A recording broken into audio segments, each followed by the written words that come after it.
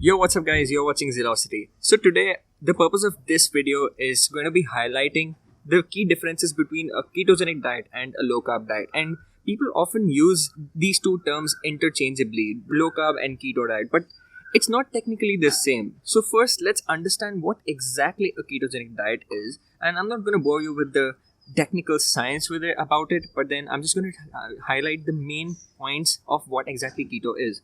So for those who do not know what ketogenic diet is, it's basically a diet which induces your body, makes your body to burn fat rather than burning glucose, because in our conventional diet, we eat majority of carbohydrates and that leads to burning glucose. We are in a state of glycolysis, which means burning glucose for energy.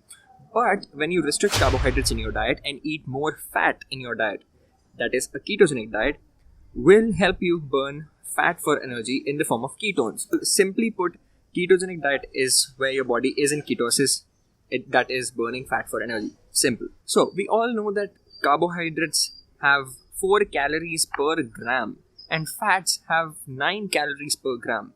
Well, there are 2 ways to look at it. One way is demonizing fat for, oh my god, so many calories per gram of fat, and so carbs are better because carbs have less calories per gram. But the other side, the optimistic way of looking at it is getting 9 calories for just 1 gram. So you can eat less of fat and get more energy than you would on eating carbohydrates. So that is the whole point when you go on a ketogenic diet. You eat less carbs and more fat. So you get more energy from fat and you feel satiated for a longer time. These are the main benefits of the ketogenic diet, that your brain focus goes up, you don't gain fat, you always burn fat, and your body just gets very efficient at everything, and your hormonal health is also improving constantly.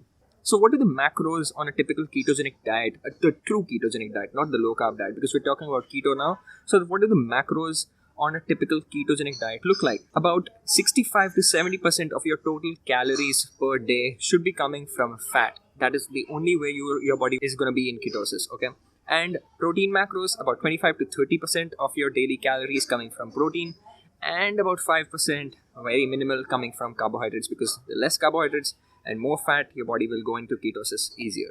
Okay, so let's say you're eating about 2000 calories in a day. So 70% of that, about 1400 calories, that you will eat from fat. So divide it by 9 and you get the fat macros that you should be eating in the entire day. And so on with the protein and carbohydrates. So that hardly carbohydrates come down to about 20 to 30 grams of carbs that you should eat in the entire day. So your carb sources cannot be rice and fruits and chickpeas and rajma in this, because these sources have a lot of carbohydrates per serving. So ideally your good carbohydrate sources on a true ketogenic diet are going to be nuts, vegetables, dairy, incidental sources. You don't technically go for a real carb source because you don't want to go overboard in your carbs when you're doing a ketogenic diet. And your protein and fat should be coming from first class sources of protein. First class sources of protein are basically all animal and dairy products and fish, etc., eggs. And second class protein sources are all the vegetarian sources of protein, which are not dairy and meat. Simple. So in a ketogenic diet, you should be eating your protein and fat majorly from first class protein sources, because second class protein sources are like dal and chickpeas and lentils, which have lots of carbs in them, and that's not going to get you into ketosis soon or in any way. So let's come to the low carb diet. What exactly is a low carb diet? Low carb diet is, simply put, a diet which is lower in carbohydrates than the regular conventional diet that you would be eating right now.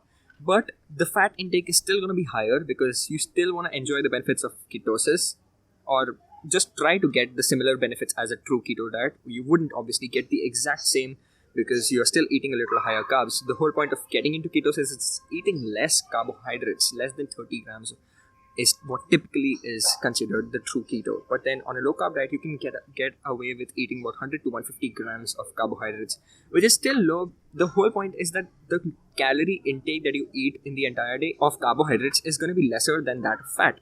So what do the macros on a typical low carb diet look like?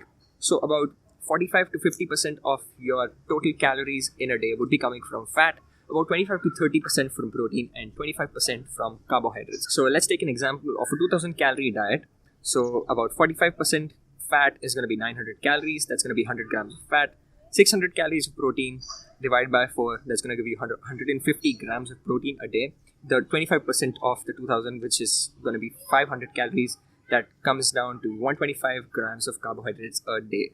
So to reach this amount of carbohydrates, because your carbohydrates are higher than that of a true ketogenic diet, so you can include sources like rice, dal, fruits, lentils, beans, chickpeas, all these good carbohydrate sources. Ideally, I would want you to stay within 125 grams. Beyond that is going to be a little bit problematic if you really want to enjoy the true benefits of a ketogenic diet. The protein and fat sources, again, should be as much as first class protein sources as possible. But as you have a little bit of leniency in your carbohydrates, you can include the second class protein sources like dal, chickpeas, and lentils, and rajma, and millets, etc. But I would still recommend that you stay in the first class protein sources, that is, including more dairy, more cheese, more eggs, more meat, because that's going to give you more fat and more protein, so you still will enjoy that major benefits of being in that ketosis state. So the benefits of low carb diet are not 100% identical to that of a true ketogenic diet, because obviously कुछ पाने के लिए कुछ खोना पड़ता है. So if you want the real true benefits of ketogenic diet, you need to lose those 100-120 grams of carbs that you would be eating on a low carb diet, because the true benefits of that, the mental focus, the always burning fat, is not going to be there in the low carb to that extent. Okay, so you need to realize this. But the main benefit of a low carb diet is that you will sort of stay in that fat burning state, but you can also enjoy certain carbohydrates in a limited quantity in the entire day, so you also feel sane, because not everybody is always 100% ready and can do keto for a long period of time, cannot do it sustainably for 1 year, 2 years, like that, right?